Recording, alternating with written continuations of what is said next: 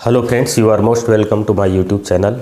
Newton के गति के नियमों पर आधारित संख्यात्मक प्रश्नों का ये मेरा 18वां वीडियो है और इससे पहले के 17 वीडियो के लिंक मैंने डिस्क्रिप्शन बॉक्स में डाल दिए हैं, जिन्हें आप देखना चाहें तो देख सकते हैं।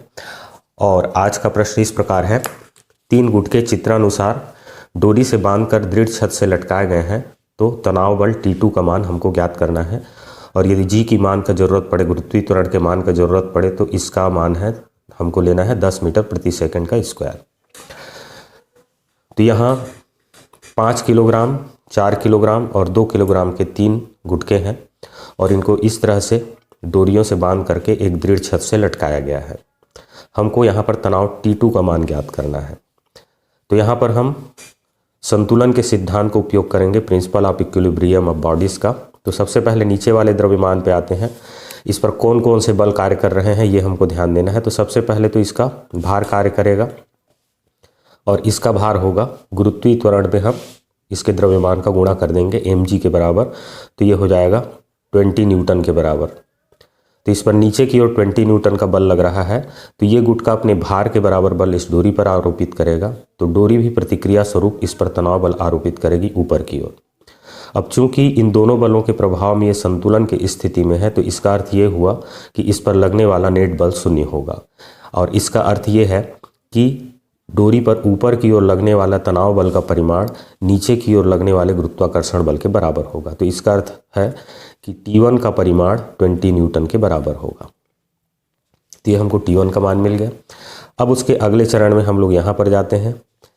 अब यहाँ पर नीचे की ओर तनाव बल T1 कार्य करेगा।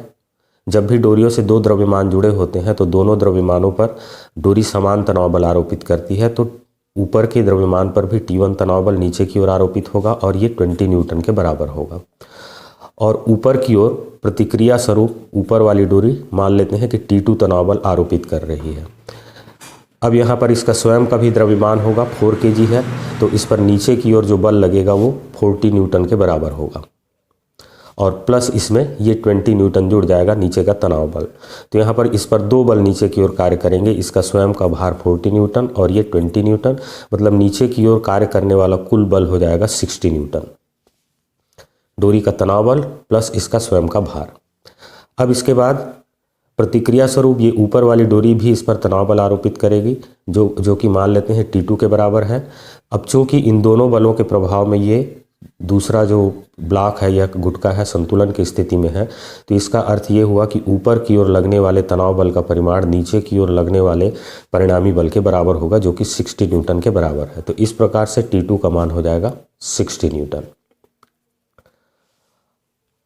और यदि हमको T3 पूछा जाता तो उसको भी हम ज्ञात कर सकते हैं। अब ये वाली डोरी नीचे वाले द्रव्यमान पर जितना तनाव बल आरोपित करेगी, ऊपर वाले द्रव्यमान पर भी उतना ही तनाव बल आरोपित करेगी। तो इसका अर्थ ये हुआ कि इस ब्लॉक पर कार्य करने वाला तनाव बल इस डोरी का 60 न्यूटन हो जाएगा और इसके अलावा इसका स्वयं का भार भी नीचे की ओर कार्य करेगा और जो कि 50 न्यूटन के बराबर होगा। G से 5 का हम गुणा कर देंगे द्रव्यमान का, तो ये हो जाएगा 50 न्यूटन।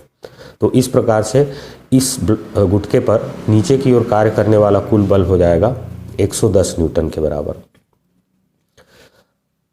तो ये गुटका अपने ऊपर नीचे की ओर लगने वाले बल को इस डोरी पर आरोपित करेगा, तो डोरी भी प्रतिक्रिया स्वरूप इस पर मान लेते हैं T3 तनाव बल आरोपित कर रहा है। तो चूंकि ये ब्लॉक भी संतुलन की स्थिति में है, तो नीचे की ओर लगने वाले बल का परिमाण ऊपर की ओर लगने वाले डोरी के तनाव बल के बराबर होगा और नीचे की ओर जो कुल बल लग रहा है वो 110 न्यूटन के बराबर है। तो ऊपर की ओर लगने वाले तनाव बल का भी परिमाण 110 न्यूटन होगा।